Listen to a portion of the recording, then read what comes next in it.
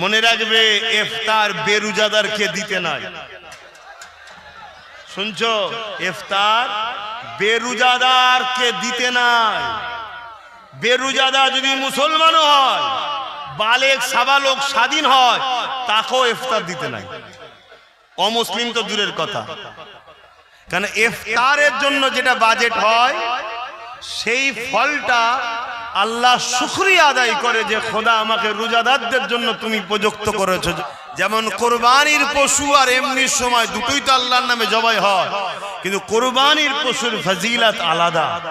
তো একই জিনিস ইফতারের জন্য যেটা বরাদ্দ করা হয় এর ফজিলত অনেক বেড়ে যায় যেটা রোজাদারদের জন্য। কিন্তু আজ সেই রোজাকে নিয়ে, ইফতারকে নিয়ে নানা রকম নাটকও করে অনেকে। এই নাটক যারা করছে এরা ইসলামের দুশমন, এদের থেকে নিজেদেরকে দূরে রাখা ঈমানি দায়িত্ব। সিদ্দিকীকে এই জন্যই ভালো লাগে, মুখের উপরে সত্যি কথাটা বলে বলে। হ্যাঁ, আমাদের পিসিমণি রমজান মাসে রোজা না রেখে ইফতার পালন করতে গেছে হিজাব পরে। কেন বলো তো? সামনে ভোট না, মন রাখতে হবে তো নাকি?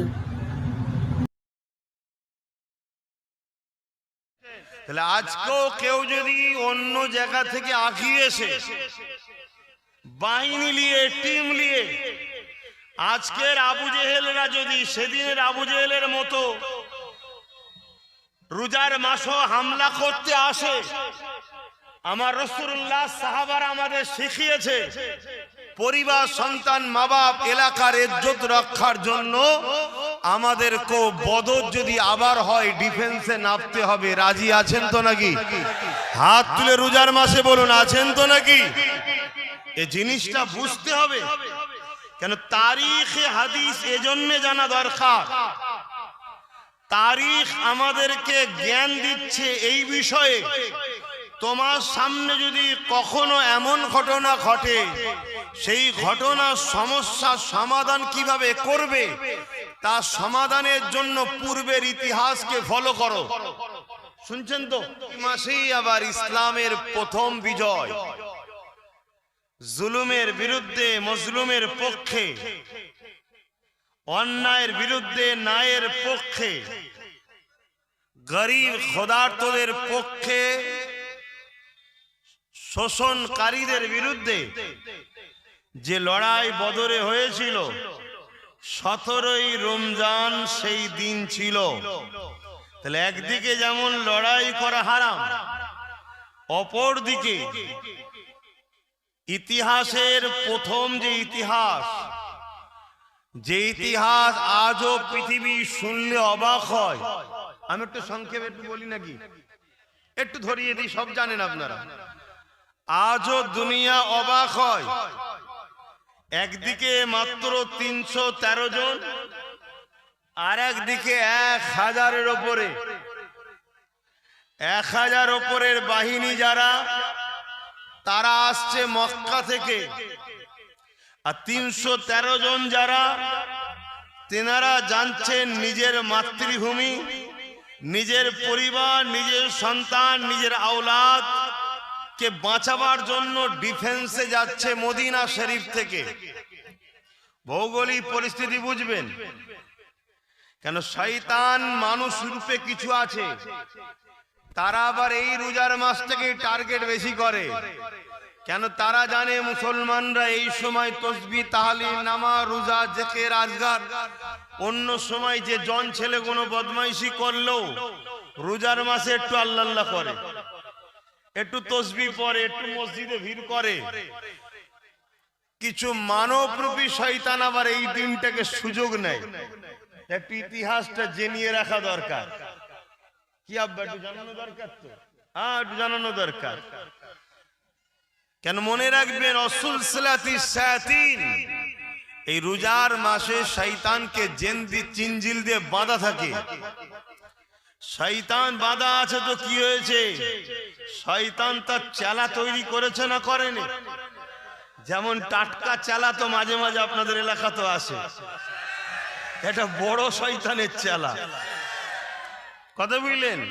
তবে আমি মনে করি একে দেখে শয়তানও মাঝে মাঝে ঘাবড়ে যায়। যদি বলেন এটা কেমন করে হয়, ফেরাউন আর শয়তানের একদিন ঝগড়া হচ্ছে। ফেরাউন নাম শুনেছেন তো? ফেরাউন আর শয়তানের একদিন ঝগড়া হচ্ছে, খুব ঝগড়া বেড়ে গেছে। বেড়ে বেড়ে এক জায়গায় শয়তান ফেরাউনকে বলে উঠেছে, মন দিয়ে শুনবেন, শয়তান ফেরাউনকে বলে উঠেছে, ফেরাউন আমি শয়তান হতে পারি, তুই কিন্তু আমার থেকে বড় শয়তান। বলছে কেন?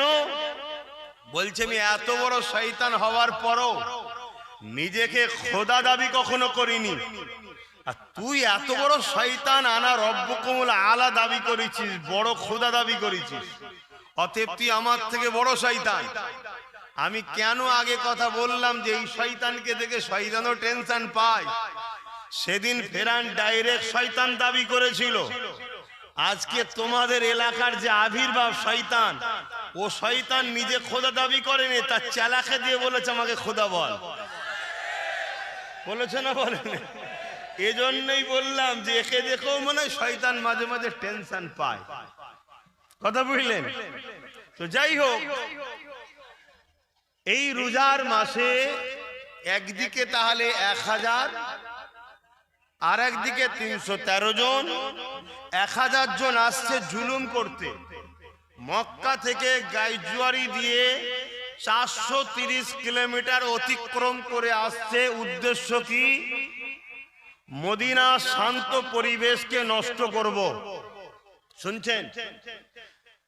আর মদিনার লোক যাচ্ছে কি জন্যে? আবু জেহেল, উতবা, সাইবা, এই যে 1000 বাহিনীর হাত থেকে পরিবার, মা, বোন, প্রতিবেশী মদিনাকে নিরাপদে রাখবো। শুনছেন?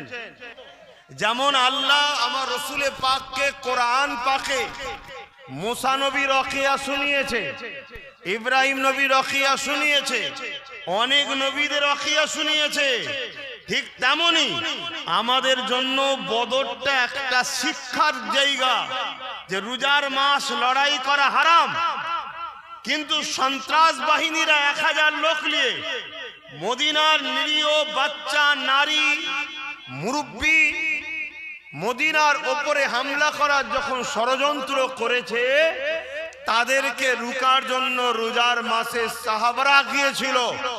কখনো যদি তোমাদের ওপরও এরকম ঘটনা ঘটে, সেই যুগের আবু জেহেল যা করেছে, এই যুগের আবু জেহেল যদি এরকম কখনো কিছু ঘটায়, তাহলে তোমরা ঘাবড়ে যেও না। নিজেদের পরিবার, সন্তানদের জান বাঁচানোটাও ফরজ। রোজার মাসে লড়াই করা যেমন আমার আল্লাহর পক্ষ থেকে হারাম, অতএব নিজে থেকে আগ বেরিয়ে যেও না, শান্তির জন্য মেসেজ দাও। কিন্তু যদি কেউ সন্ত্রাস বাহিনী এসে হামলা করে, তখন তুমি মনে করো না যেন এটা হারাম লড়াই করে, না, তখন তোমার কাছে তোমার পরিবার, তোমার বাচ্চা, তোমার সম্পদ, তোমার জান, তোমার মাল বাঁচানো তোমার জন্য হবে ফরজ।